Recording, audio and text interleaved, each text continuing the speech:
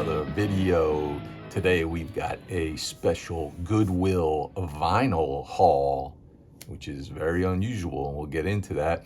But first, joining me today is my good old buddy 2XL. Thank you for turning me on. Let me introduce myself. I am 2XL, the smartest toy robot in the world. Geez, we haven't seen each other since probably like the early 80s, late 70s, early 80s, right? I kind of missed you. Wow, I missed you too. Okay, so 2XL, how many records do you own? I figured I'd ask. One. One? Just one? He's like the anti-JT's record room, right? All right, so here's the deal. I went to Goodwill up here when I got home, and mostly I'm finding CDs. I look for the vinyl, I dig through the vinyl there, but as I'm sure a lot of you guys know, the vinyl at Goodwill is 90% of the time, 99, for me, almost 100% of the time, it's just junk, it's all beat up, it's old stuff, it's stuff I have no interest in, Barbra Streisand, Perry Como, you know, Barry Manilow, stuff like that I have no interest in, and I just never find any vinyl there. I have, all my time searching through Goodwills, I've found one vinyl record that was worth for me picking up. So I go to this Goodwill in Hazlitt here, and I'm looking through the CDs. Usually I save the vinyl for last because I know I'm not going to find anything. I'm looking through CDs, looking through DVDs and stuff. And all of a sudden they have maybe 4 or 5 bins of vinyl records laid out there. And I just, as I'm like, you know, crouched down, going through the last of the CDs, not really finding anything, I just kind of glimpse over and I see some records catch my eye, and I'm like, huh. And I start digging through them, and lo and behold, they had a handful of records, all in really, really good condition, and ones that I kind of liked, stuff by bands that I kind of liked, and I just couldn't believe it. And I figured these all must have come from the same person, like just because of the condition, and they were all there like together, and they must have all just got put out, because I'm sure these things would be gone if I had come an hour later or 2 hours later. But yeah, just really couldn't believe my luck this day, you know. And these are records that, you know, none of them are going to really blow your minds or anything.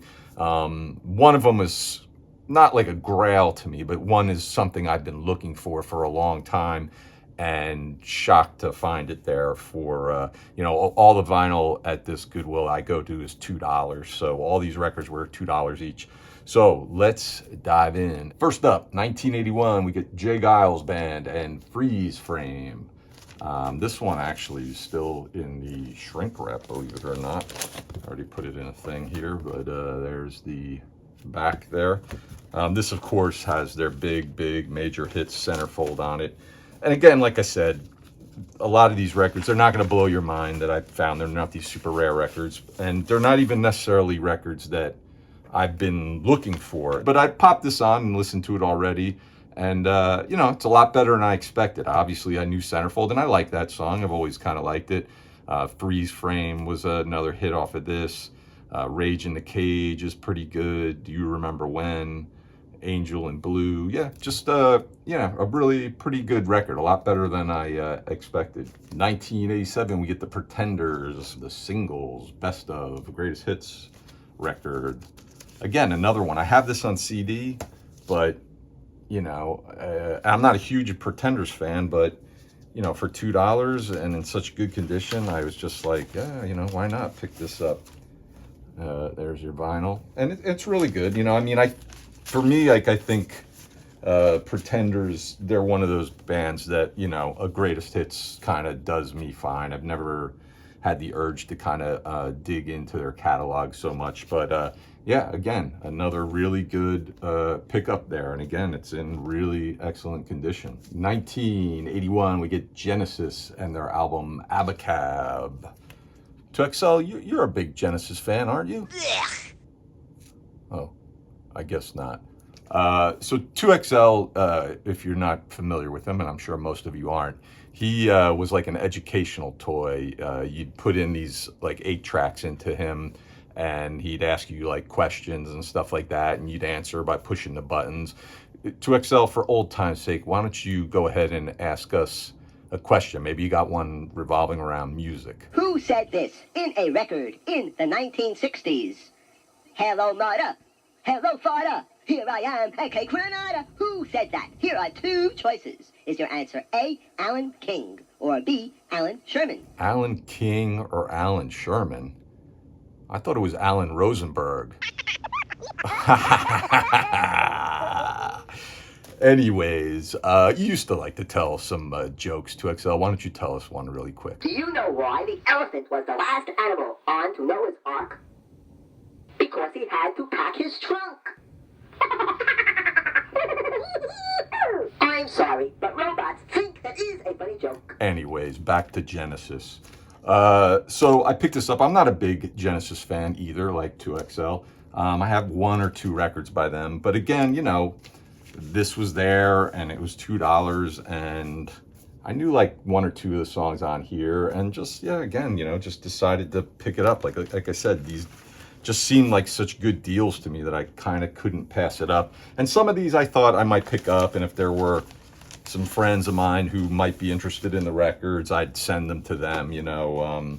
But I listened to this and I like it. It's not bad, you know. I mean, I thought there were a handful of songs on here that were pretty good, you know. I don't know what y'all think of Genesis. I know they're kind of a love or hate band, or at least this version of the band especially. 1985, we get the Hooters and their album Nervous Night. This was pretty much the peak of their career.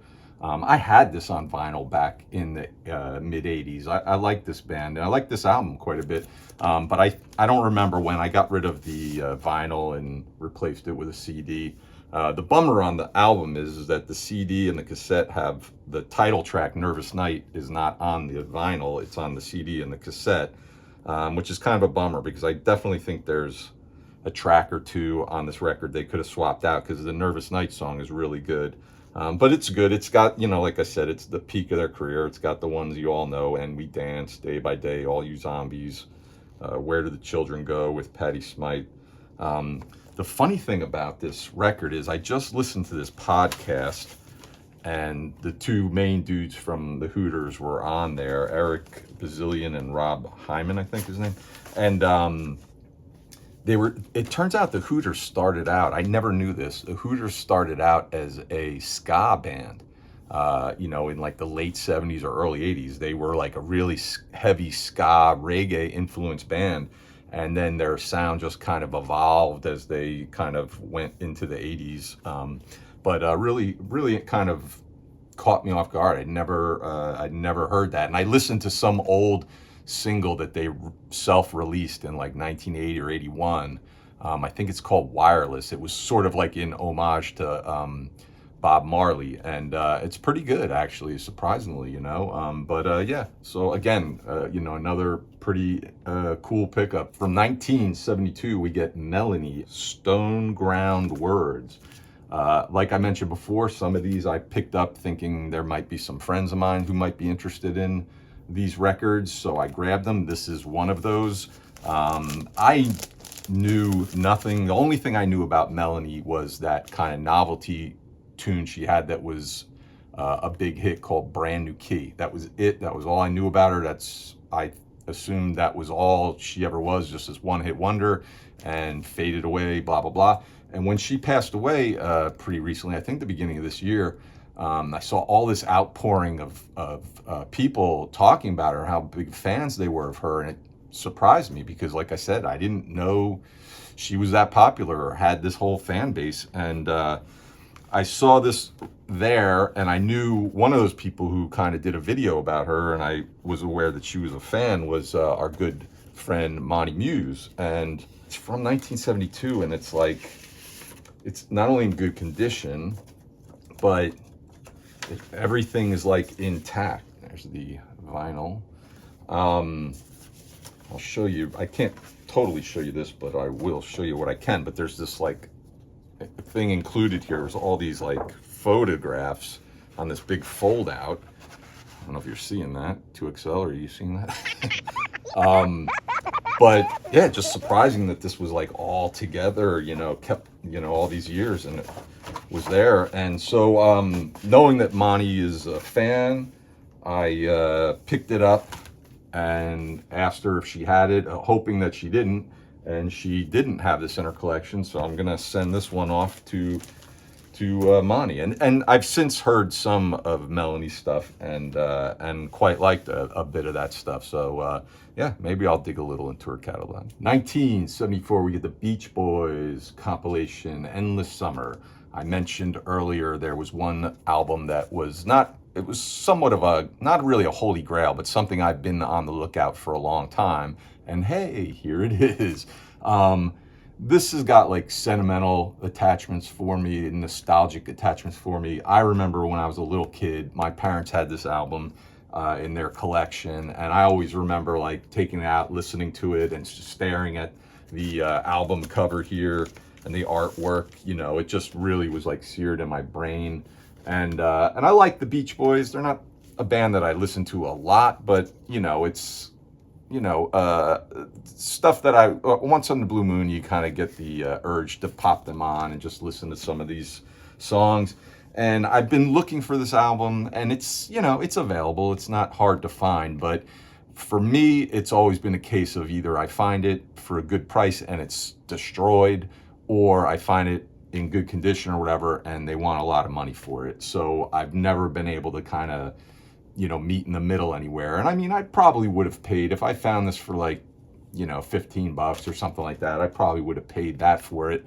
And I think that's what I was looking for. I just haven't found it. And then like, lo and behold, you know, like they say, you know, patience, I don't know, what did they say about patience? But it paid off, right? That might be what it is. But yeah, I just couldn't believe that this is something. There were a couple of times where I almost bit the bullet and bought this, you know, for $30 or $40 and just kind of held out, and you know, it paid off, because here it was in Goodwill, $2, you know, and it's in great condition. I think this originally came with a poster, which is not included, but that's okay.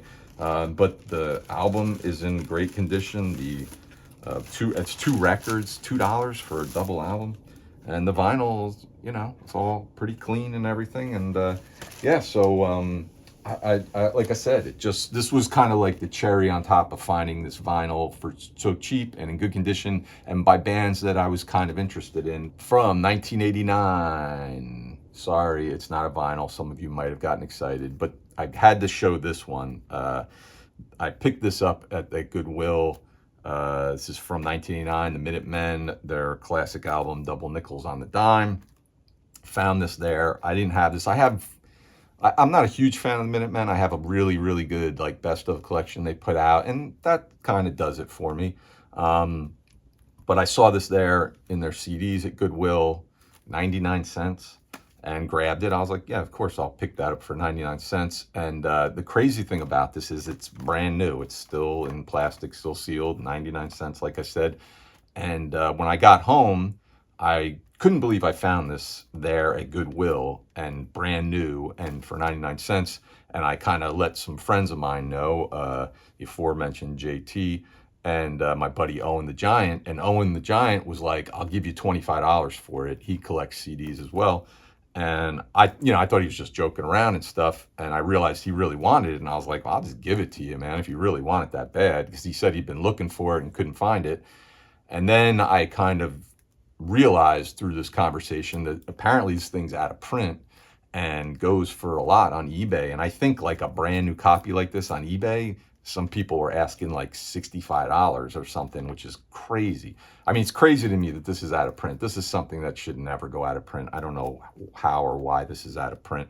But yeah, I'm gonna give this to my buddy Owen. He helped me build my CD case and everything. So, you know, I have no problem. It's, you know, it's nothing that I have to own or whatever. I'm more than happy to pass this off to him, because he really has been looking for this for a long time and hasn't had any luck. So I have no problem when I have something like this to somebody really wants to pass it off to them. But yeah, I just wanted to slip this one in there really quick to show you, because again, it was just a crazy find there at Goodwill. So yeah, pretty amazing collection of stuff I picked up this time at Goodwill. It's always hit or miss. You go there sometime. I've gone there a bunch of times and found nothing, but you know, sometimes you just luck out. And the fact that I lucked out with all this vinyl just still is mind-blowing to me, because that never happens ever, you know. So yeah, so I appreciate tuning in. 2XL, what do you think of these little videos I do about my record collection? Dick Clark would be proud of you. Yeah, probably. He probably would. Well, thanks again, old buddy. Thank you. And thank all of you for tuning in, and we'll see you some other time.